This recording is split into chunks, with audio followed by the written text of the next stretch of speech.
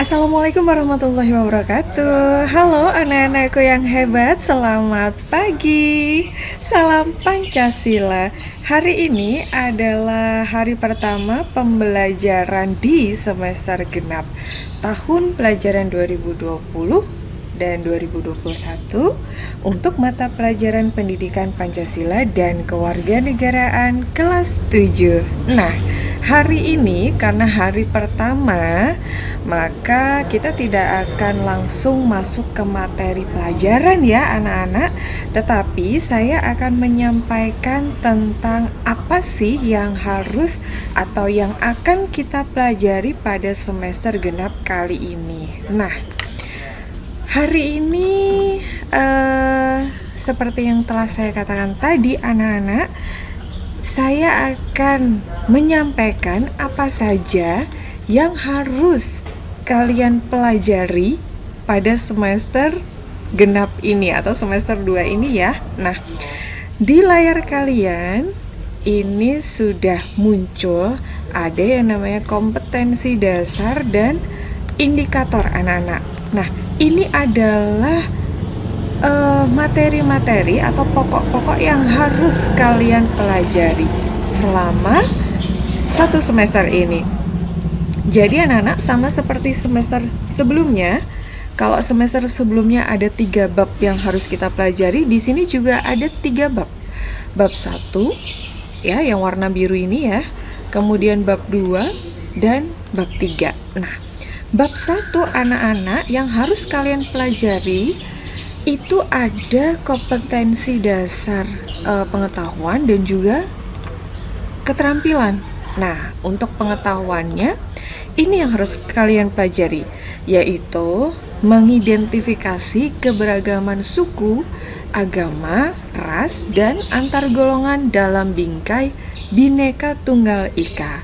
Lalu kompetensi dasar untuk keterampilannya adalah mendemonstrasikan hasil identifikasi suku, agama, ras, dan antar golongan dalam bingkai Bhinneka Tunggal Ika.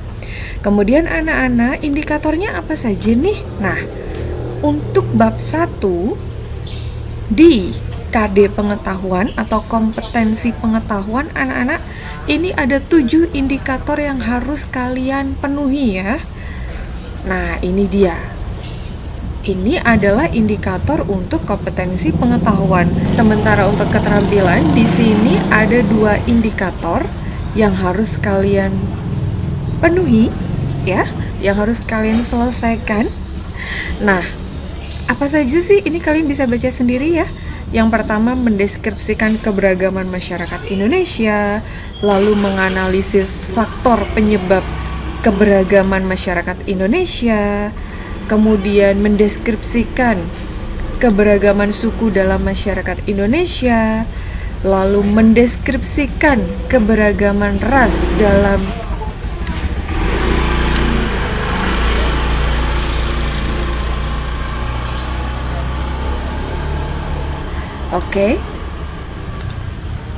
lalu mendeskripsikan keberagaman ras dalam masyarakat Indonesia, menganalisis keberadaan antar golongan dalam masyarakat Indonesia, mendeskripsikan makna Bhinneka Tunggal Ika, menunjukkan arti penting keberagaman.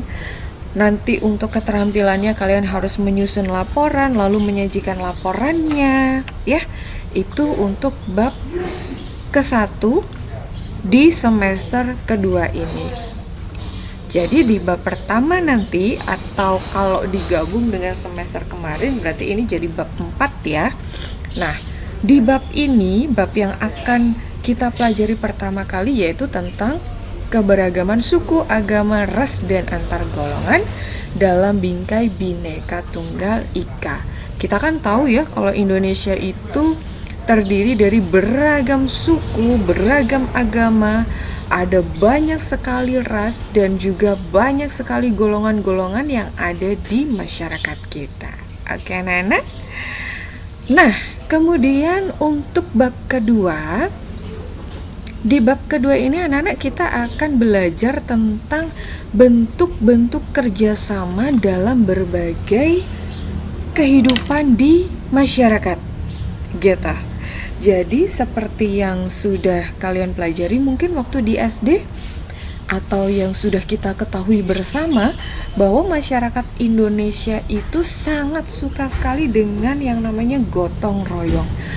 Gotong royong itu kemudian diterapkan dengan cara kerjasama di segala bidang kehidupan, di dalam kehidupan kita sehari-hari ya, baik di dalam keluarga, mungkin di lingkungan sekolah, lalu di lingkungan masyarakat, juga di lingkungan bangsa dan negara. Nah, jadi di bab kedua nanti anak-anak, setelah kita belajar tentang suku, agama, ras, dan antar golongan, karena banyak sekali banyak sekali suku, agama, ras, dan juga golongan dalam masyarakat Indonesia, maka diperlukan kerjasama yang bagus. Supaya apa? Supaya persatuan dan kesatuan negara kita tetap terjaga. Oke anak-anak. Nah, ini untuk di bab kedua yang harus kalian pelajari juga ada dua hal, yaitu di kompetensi pengetahuan dan juga keterampilan ya. Sama seperti di bab sebelumnya ada dua juga. Nah, di bab yang kedua ini, bab bentuk-bentuk kerjasama ini, kita juga akan belajar dua hal untuk pengetahuannya. Kita akan belajar menganalisis bentuk-bentuk kerjasama dalam berbagai bidang kehidupan. Kemudian setelah kita belajar menganalisis bentuk-bentuk kerjasama itu, lalu kita akan belajar untuk menunjukkan bentuk-bentuk kerjasama itu di berbagai bidang kehidupan masyarakat gitu ya. Nah, caranya gimana? Otomatis yang pertama kita belajar dulu nih indikatornya. Ada 5 indikator ya di bab kedua ini. Kalian bisa baca sendiri. Lalu untuk keterampilannya ya, bagaimana sih menunjukkan bentuk-bentuk kerjasama itu? Nah, caranya ada di indikatornya ini. Yang pertama ada kita harus berperilaku bertanggung jawab dalam kerjasama di berbagai bidang kehidupan masyarakat. Kemudian meneladani perilaku kerjasama yang kalian dapatkan dalam lingkungan kalian. Selanjutnya nanti kalian mempresentasikan bentuk-bentuk kerjasama yang dapat kalian lakukan. Oke, nah lalu bab ketiga. Bab ketiga ini kita akan belajar tentang karakteristik daerah dalam kerangka NKRI atau Negara Kesatuan Republik Indonesia. Gitu ya. Jadi, karena negara kita ini adalah negara kesatuan, negara kita ini terdiri dari beribu-ribu pulau, ya kan? Dan setiap pulau itu juga punya, bukan setiap pulau ya, tetapi Indonesia ini punya berbagai macam adat istiadat, karakter-karakter daerah setempat ya. Misalnya di Bojonegoro karakter daerahnya seperti ini, kemudian nanti bisa jadi akan berbeda dengan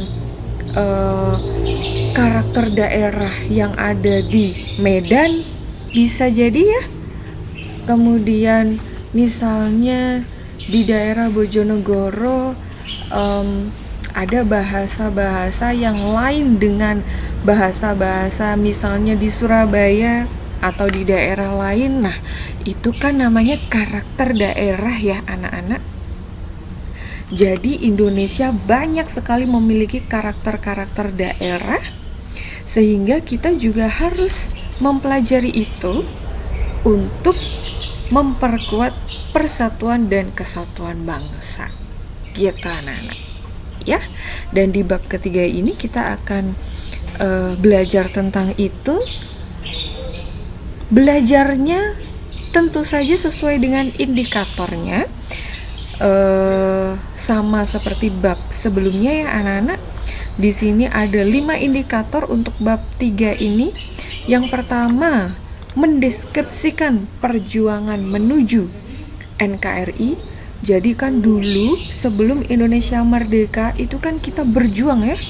Para pendahulu kita, para pahlawan-pahlawan bangsa kita dulu berjuang untuk merebut kemerdekaan, untuk membuat Indonesia merdeka. Nah, kita akan belajar mendeskripsikan perjuangan-perjuangan itu. Kemudian setelahnya kita akan menganalisis atau menganalisa peran pejuang-pejuang di daerah dalam membentuk Negara Kesatuan Republik Indonesia. Setelah ada perjuangan, kemudian ada proklamasi ya.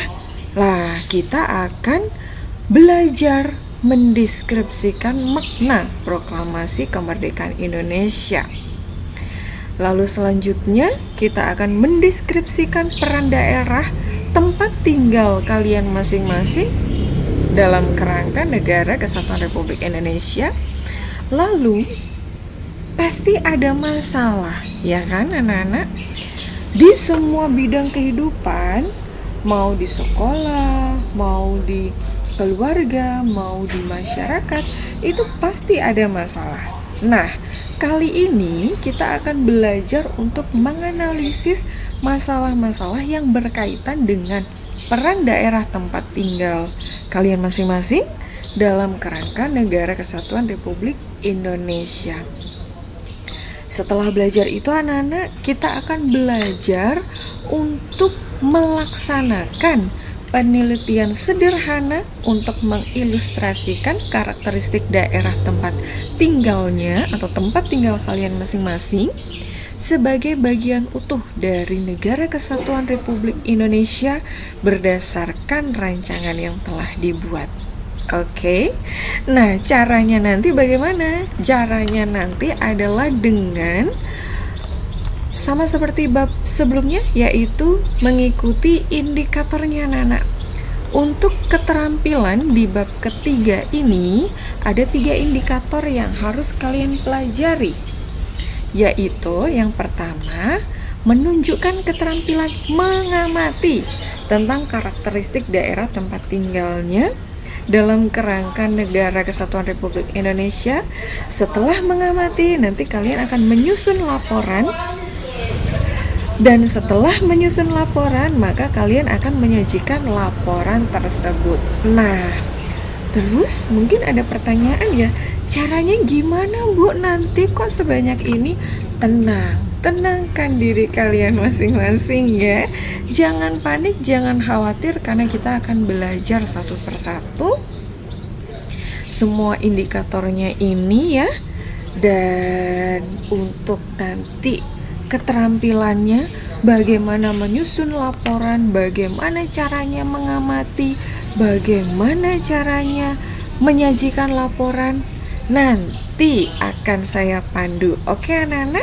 Nah, anak-anakku semuanya, ini semua adalah hal-hal yang harus kita pelajari di semester kedua ini ya. Nanti untuk ulangan hariannya atau penilaian hariannya otomatis menyesuaikan dengan indikator-indikator ini. Oke? Jadi, kalau kalian sudah tahu indikatornya, kalian sudah bisa mulai belajar mandiri. Dan nanti minggu depan saya akan mulai menyampaikan materi pelajaran PPKN sesuai dengan indikator-indikator yang sudah saya sampaikan. Oke anak-anak, hari ini cukup sekian. Terima kasih atas waktunya dan sampai berjumpa lagi di pertemuan berikutnya. Terima kasih juga sudah menonton video ini. Saya akhiri pembelajaran hari ini anak-anak.